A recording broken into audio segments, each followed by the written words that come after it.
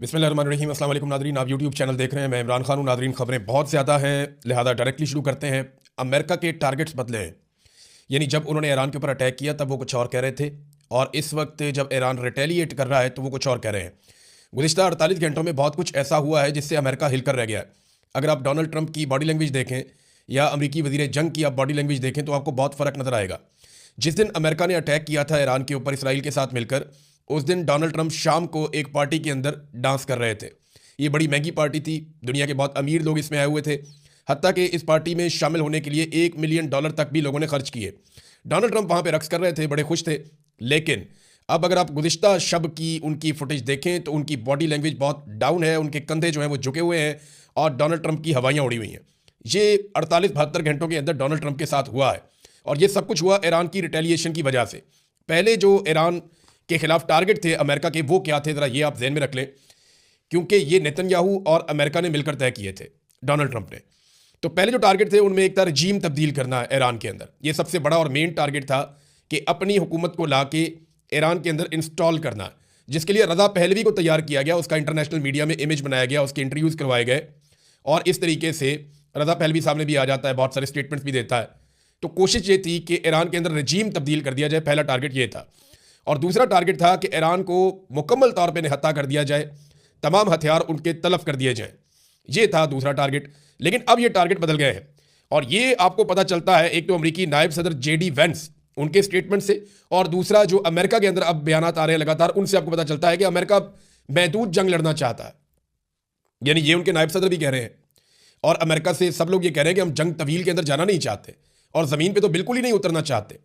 और अब वो ये कहते हैं जनाब हम ईरानी बहरिया के खिलाफ कार्रवाई करना चाहते हैं, उसको तबाह करना चाहते हैं, और एटमी हथियारों से ईरान को रोकना चाहते हैं। बस, तो एटमी हथियार तो ईरान बना ही नहीं रहा था।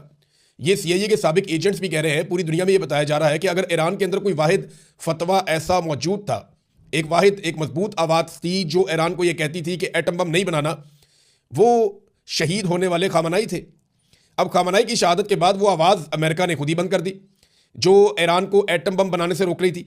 ईरान के बाद देखें जो इंटरनेशनल रिपोर्ट्स हैं ना, उसके मुताबिक 60% तक अफसूदा यूरेनियम मौजूद है। यूरेनियम से आप एटम बम बनाते हैं ना, तो 60% तक तो उसने काम किया हुआ है उसकी अफसूदगी के ऊपर, और हफ्ता 10 दिन और लगेंगे। ये अमेरिकन का दावा है कि ईरान बाकी काम हफ्ता 10 दिन में कर सकता है अगर वो फैसिलिटेट हो जाए तो, या वो इसके ऊपर तुल जाए ये काम करने पे, तो इसको 90% तक पहुंचा सकता है। अब 460 किलो यूरेनियम ईरान के ऊपर एलिगेशन लगता है कि उसके पास है, और इससे वो 11 एटम बम बना सकता है। इससे कितनी बड़ी तबाही हो सकती है। तो वही कहते हैं जी एटमी हथियारों से ईरान को रोकना है। अब यहाँ पे आ गया मामला, पहले तो मामला कुछ और था, अब मामला कुछ और है। अमेरिका अपने टारगेट्स बदल रहा है। यानी चलो आप ये देख लेना कि अंगूर खट्टे हैं, ये मिसाल आपने सुनी होगी कि लोमड़ी छलांगे मारती है, जब वो नहीं काबू आते तो कहती है अंगूर खट्टे हैं। तो अमेरिका अपने असल टारगेट्स अचीव नहीं कर सका। अमेरिका के अंदर एक बहस चल रही है, और ये बार बार चल रही है, और सब ये कह रहे हैं कि इसराइल ने अमेरिका को इस लड़ाई के अंदर फंसाया है। नेतन्याहू ने अमेरिका के दौरे किए, डोनाल्ड ट्रंप के साथ उनके शानदार ताल्लुकात हैं, दोनों एक दूसरे की बहुत तारीफें करते हैं, और दोनों को कामयाबियां मिल भी रही थी। तो डोनाल्ड ट्रंप को दो चीज़ों का खदशा है। एक तो एप्स्टीन फाइल का बड़ा सीरियस इशू उठा हुआ है अमेरिका में। जैसे ही ये आप देखिएगा गर्द बैठेगी तो एप्स्टीन फाइल का मामला डोनाल्ड ट्रंप के गले का तौक बन जाएगा, मुसीबत बन जाएगी उनके लिए, कानूनी नुक्ता नज़र से भी और अवामी नुक्ता नज़र से भी। और दूसरा मामला है कि डोनाल्ड ट्रंप की मकबूलियत बहुत बुरी तरह इफेक्ट हुई है अमेरिका में, और मिड टर्म इलेक्शन के अंदर उनके जीतने के इम्कानात नहीं है। नेतन्याहू ने फिर स्टेटमेंट दे दिया कि खुशकिस्मत है कि हमारे पास ट्रंप जैसा लीडर है। यानी नेतन्याहू ने और शहबाज शरीफ ने गेम उठाई हुई है डोनाल्ड ट्रंप की, वो कोई कसर छोड़ ही नहीं रहे। अच्छा, अब एक चीज़ और है जो अमेरिकन कहना शुरू हो गए, वो ये कह रहे हैं कि लड़ाई तो हमारी थी नहीं, हम इस लड़ाई में क्यों उतर गए, हमें तो ईरान से किसी किस्म का कोई खतरा ही नहीं था।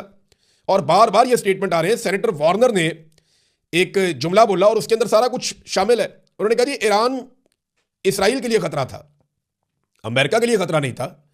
अगर हमने ईरान पर इसलिए हमला किया है कि वो उनके लिए खतरा है, तो मुबारक हो, इसराइल के यहूदियों ने अमेरिका पर कब्जा कर दिया है। अब ये रिपोर्ट हुआ जनाब, वहाँ पे सेनेटर वार्नर ने ये स्टेटमेंट दिया अमेरिका में। अमेरिका में सब लोग ऐसे ही सोच रहे हैं। ये एक सर्वे भी हुआ अमेरिका में, और ये CNN ने सर्वे करवाया, इनके सर्वे बड़े मकबूल होते हैं अमेरिका में।